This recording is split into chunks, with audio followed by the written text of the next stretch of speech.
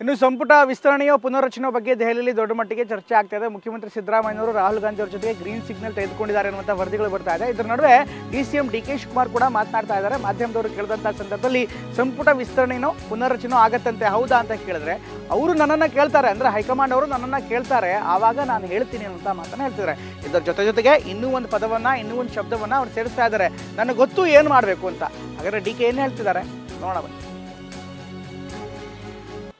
ನಾನು ಏನು ಮಾತಾಡಲ್ಲ. ನನ್ನೇನಾದ್ರು ಕೇಳಿದ್ರೆ ನನಗೆ ಏನ್ ಬೇಕು ನಾನು ಹೇಳ್ತೀನಿ ಅಷ್ಟೇ. ಅಲ್ಲ, ಪಕ್ಷದ ಅಧ್ಯಕ್ಷರು ಸರ್, ತಾವು ಪಕ್ಷದಲ್ಲಿ ಕೆಲಸ ಮಾಡೋದು ಆಲ್ರೆಡಿ ಅದೆಲ್ಲ ನನ್ಗೆ ಗೊತ್ತು. ಅವ್ರು ನನ್ಗೆ ಏನ್ ಕೇಳ್ತಾರೆ ಏನ್ ಕೇಳಲ್ಲ ನನ್ಗೆ ಗೊತ್ತಿದೆ. ಅದು ನಾನು ಮೀಡಿಯಾ ಜೊತೆ ಮಾತಾಡೋದು. ನಾನು ಏನು ಮಾತಾಡಲ್ಲ. ನನ್ನೇನಾದ್ರು ಕೇಳಿದ್ರೆ ನನಗೆ ಏನ್ ಬೇಕು ನಾನು ಹೇಳ್ತೀನಿ ಅಷ್ಟೇ. ಅಲ್ಲ, ಪಕ್ಷದ ಅಧ್ಯಕ್ಷರು ಸರ್, ತಾವು ಪಕ್ಷದಲ್ಲಿ ಕೆಲಸ ಮಾಡೋದು ಆಲ್ರೆಡಿ ಅದೆಲ್ಲ ನನ್ಗೆ ಗೊತ್ತು. ಅವ್ರು ನನ್ಗೆ ಏನ್ ಕೇಳ್ತಾರೆ ಏನ್ ಕೇಳಲ್ಲ ನನ್ಗೆ ಗೊತ್ತಿದೆ. ಅದು ನಾನು ಮೀಡಿಯಾ ಜೊತೆ ಮಾತಾಡೋದು.